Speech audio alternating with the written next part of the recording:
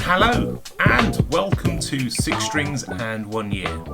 I'm Tim Clark and I'm learning to play guitar in my 50th year. It's been something on my bucket list and I'm deciding to tick it off this year. So here I am with a guitar and a year, and this is week 3. So I want to start this week with something a little different. I want to start with some stats. So I've been using justinguitar.com and his great iPad app. It's also available on iPhone. And I've been doing, as I showed you last week, if you looked, I've been doing 1 minute changes and changes with chords with music. So I want to show you my stats. They're going to appear just here.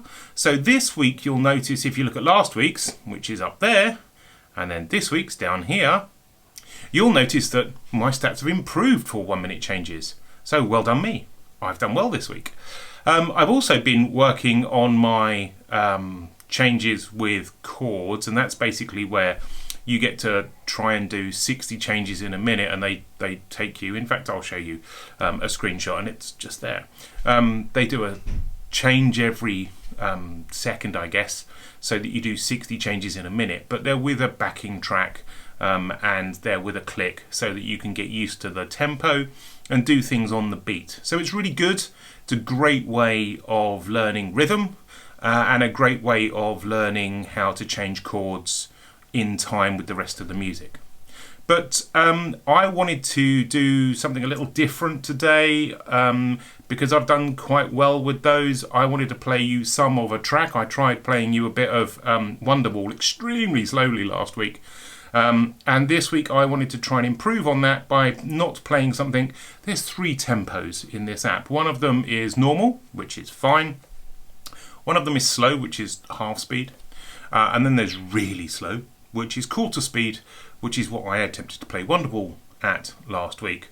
We're not going to do Wonderwall again this week. We're going to try Louie Louie and see, but we are going to do it at slow because I'm not entirely confident with getting this right for actually doing it full speed. I've tried full speed and it just sounds not good enough yet for me to do it for you. So I'm going to do this on slow. I thank you for your patience. I won't do all of it, but hopefully we'll get to listen to some of this. So here we go. I hope you can hear this. Starts with an A.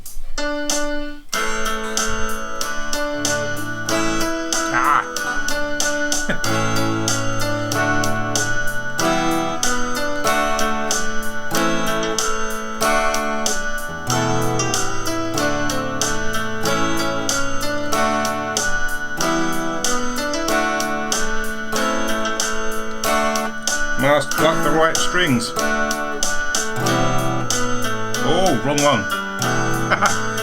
I'm loving this. D, E minor, D, A, D, E minor, D, A, D, E minor, D. So it just basically revolves around the D. Okay, so that's it at slow speed. So this is it at normal tempo. I'm going to try and keep up this time.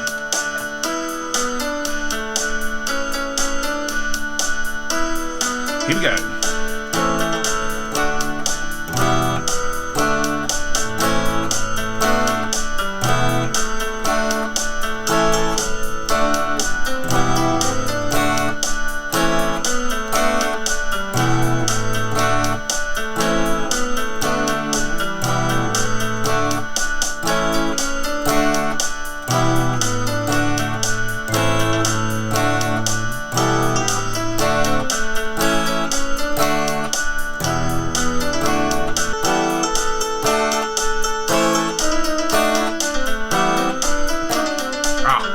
Enough because I'm getting tired now.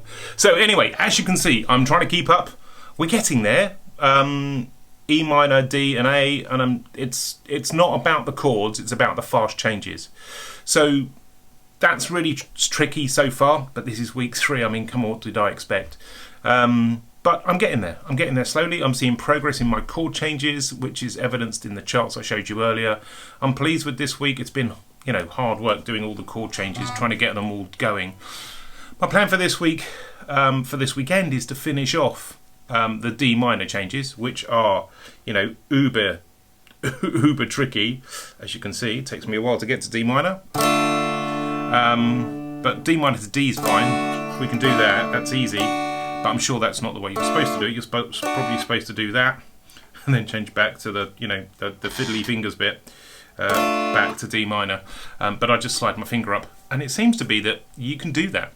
So if you're in one chord and you can slide to another one, just do it. There seems to be no rules for guitar when it comes to you really must do it this way. So all the videos I watch, everyone seems to say, if it works, do it, which is great, right? I'm enjoying that quite a lot. The fact that you can make it up, as long as you're in the right position on the strings and the frets, then it's not wrong. And somebody said, and I think I've quoted this already, somebody said if it sounds good, it's good. So we're all good with that.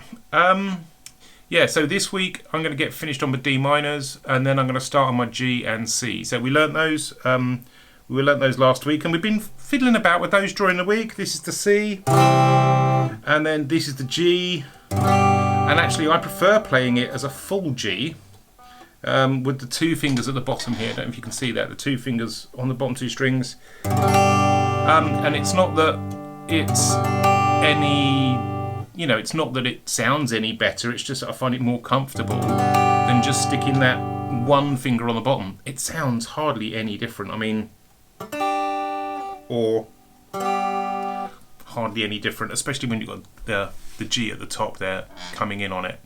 So that overpowers most of it. Which is fine because it's the root note. I've also this week taken on some National Guitar Academy courses. So thanks to the folks at National Guitar Academy. Their courses seem really, really good. There's 4 courses that they've got there. One's Chord Master, then you've got Lead Master, Rhythm Master, and the one that I was actually kind of really interested in was the Theory Master. So I'm trying to learn some of the music theory up front and try and be good with that and understand what I'm playing. I'm a techie at the end of the day, a computer techie. So, what I want to do is understand what I'm playing so that I know why I'm doing it. So that's kind of where I'm at this week. I'm, getting there. I'll soon be able to play a whole song.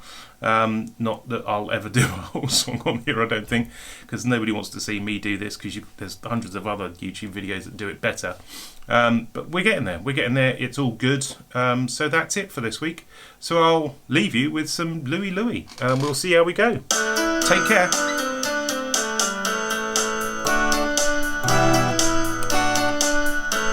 As he gets it wrong.